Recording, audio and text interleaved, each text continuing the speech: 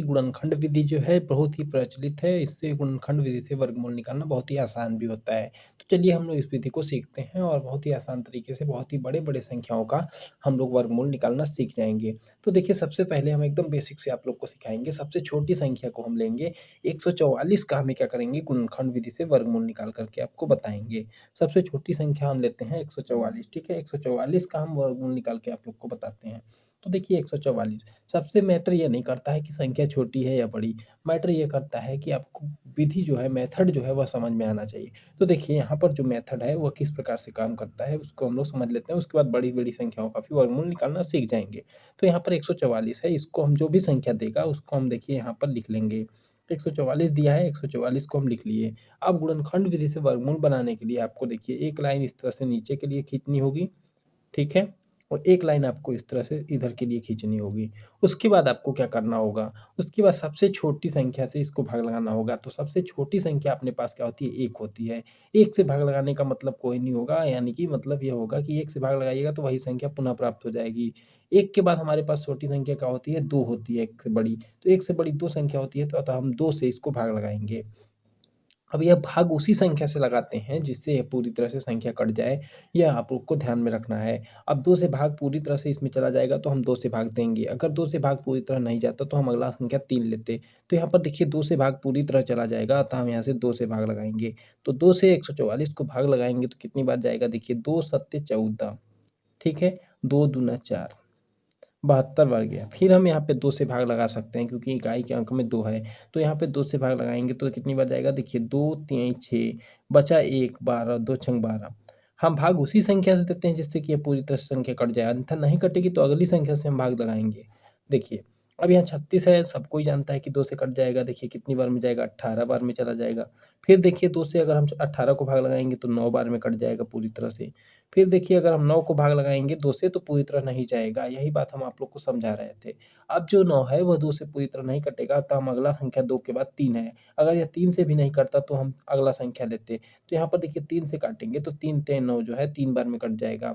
फिर यहाँ पर देखिए 3 एकम 3 जो यहाँ पर पूरी तरह से जब 1 आ जाएगा तो हम भाग लगाना बंद कर देंगे, यानी कि हम गुणनखंड इसका करना बंद कर देंगे। उसके बाद में जो भी यहाँ पे आपको किनारे में संख्याएँ मिलती हैं, ये जो होती हैं ये फैक्टर्स होती हैं, यानी कि यही गुणनखंड होती हैं। तो ये जो गुणनखंड होती हैं, इनमें से आपको क्या करना होता है, जब गुणनखंड विधि से वर्गमूल जब हम निकालते हैं तो यहाँ पे जब भी और जो संख्या यानी कि गुणनखंड जो प्राप्त होते हैं उसमें समान संख्या जो होती है उसमें से 2-2 संख्याओं का जोड़ा बनाना होता है। जैसे कि यहाँ पे 2 और 2 समान संख्या है तो इसका एक जोड़ा हम बना लिए। यहाँ पर भी 2 और 2 समान संख्या है तो इसका हम एक जोड़ा बना लिए। यहाँ पर भी 2 और 3 और 3 समान संख्या है तो इसका एक पेयर यानी कि जोड़ा बना लिए। अब जो हम जोड़ा बनाए हैं तो जैसे कि यहाँ पे 2 संख्या है तो यहाँ से हम केवल 1 2 लेंगे। यहाँ पर भी 2 है तो यहाँ से भी हम केवल 1 2 लेंगे और यहाँ पर 3 है तो यहाँ पे हम 3 1 लेंगे।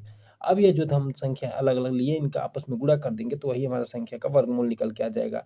जैसे कि यहाँ पे हम लिए कितना देखिए हम मिला हमको 2 और यहाँ पर 2, ठीक है? और फिर यहाँ पे 3, इनका जब आपस में हम गुणा करेंगे तो 2 दूना का 4, 4 तियाई 12, ठीक है? तो यहाँ 12 हो जाएगा, यानी 144 का जो वर्गमूल निकल के आएगा वो 12 हो जाएगा। 144 का वर्गमूल कितना हो जाएगा? 12 हो जाएगा।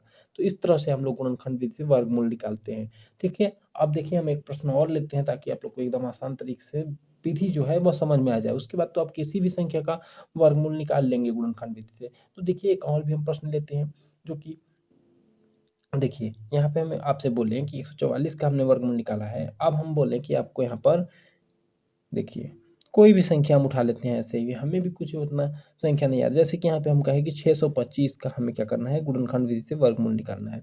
ठीक है? इसका हमें क्या करना है, गुणनखंड विधि से वर्गमूल निकालना है। एक चीज़ ध्यान रहे, जब भी रूट यानी करली के बाहर यहाँ पर 2 लिखा हो तो उसका हमें क्या करना होता है, वर्गमूल निकालना होता है। अगर यहाँ पर 3 लिखा होगा तो हमें घनमूल निकालना होता है। घनमूल अगर आप लोग को निकालना नहीं आता है उसके लिए आप लोग कमेंट करिएगा तो हम वीडियो बना देंगे कि घनमूल किस प्रकार से निकालते हैं। अब बात करते हैं कि इसको हम लोग किस प्रकार से हल करेंगे। तो इसको हल करने के लिए हमें क्या करना होगा, तो सबसे पहले हमने बताया कि जो भी संख्या दी गई होगी उसको हम यहाँ पर लिख लेंगे। तो यहाँ पर देखिए 625 को हम लिख लिए। उसके बाद हम क्या करेंगे, देखिए 625 को लिखने के बाद से एक लाइन नीचे के लिए इस तरह सीधा खींचिए और एक लाइन इधर से इस तरह से खींचिए। उसके बाद सबसे छोटी संख्या से इसको भाग लगाइए। तो देखिए सबसे छोटी संख्या हमारे पास 2 होती है। 2 से हम भाग बताए थे कि तभी लगाएँगे जब वो संख्या पूरी तरह से कट रही है। अतः हम यहाँ से 2 से भाग लगाते हैं तो 2 3 6, 2 एकम 2, यहाँ 5 पूरी तरह से नहीं कट रहा है, तो 2 से भाग नहीं जाएगा। 3 से भाग लगाते हैं तो देखिए 3 से भाग लगाएँगे, 3 दूना का 6, यहाँ 25 नहीं कटेगा। अतः 4 से भाग इसमें जाएगा नहीं, तो हम अगला संख्या 4 के बाद 5 लेंगे। तो देखिए यहाँ पे हम 5 से भाग लगाएँगे तो ये पूरी तरह से संख्या जो 625 है वो कट जाएगा। कैसे? देखिए 5 एकम 5, ठीक है? 5 एकम 5, और यहाँ पर देखिए बचा 1, तो यहाँ 12 हो गया, 5 दूना का 10, और बचा यहाँ पर 2, 25 पचौं 25, 125 बार में कट गया। फिर यहाँ पर अगर हम देखिए 5 से भाग लगाएँगे तो इकाई अंक 5 है तो कट जाएगा। तो यहाँ पे देखिए 5 से हम भाग जब तक लगाएँगे जब तक ये पूरी तरह से संख्या कट रही है। अगर जब पूरी तरह से कटना बंद हो जाएगा तो हम अगली संख्या से इसको भाग लगा करके देखेंगे। तो यहाँ पर देखिए 5 से भाग लगाएँगे तो देखिए 5 दूना का 10, बचा कितना 2, यहाँ पे हो जाएगा 25 पचौं 25। फिर यहाँ पर देखिए 25 हो गया तो 5 से भाग लगाएँगे तो कितनी बच जाएगा? देखिए 5 पच्चे 25, ठीक है? 5 बार जाएगा। उसके बाद देखिए यहाँ पर फिर यहाँ से हम 5 से भाग लगाएँगे तो कितना हो जाएगा? देखिए 5 एकम 5। यहाँ पर जब 1 आ जाएगा तो हम भाग लगाना बंद कर देते हैं। उसके बाद जो यहाँ पे हमें साइड में संख्याएँ मिलती हैं यही फैक्टर्स होती हैं, यानी कि गुणनखंड होती हैं। अगर हम गुणनखंड विधि से वर्गमूल निकाल रहे हैं तो यहाँ पर जो भी 2 संख्याएँ एक जैसी हैं उसमें से हमें एक संख्या को लिखना होता है। तो यहाँ पर 2 संख्याएँ एक जैसी हैं तो यहाँ से एक संख्या को हम लिख लेंगे। उसके बाद इनका आपस में गुणा कर देंगे। तो यहाँ पर देखिए 5 गुणे 5 यानी कि 25, ठीक है? 25 जो होगा इस प्रश्न का सही आंसर होगा, यानी कि 625 का वर्गमूल जो होगा आपका 25 निकल के आएगा। आई होप कि आप लोग को गुणनखंड विधि से वर्गमूल निकालना समझ में आ गया होगा। अगर वीडियो पसंद आई है तो वीडियो को लाइक करके चैनल को सब्सक्राइब करके बेल बटन दबा लीजिए। मिलते हैं नेक्स्ट वीडियो में, तब तक के लिए जय हिंद, वंदे मातरम।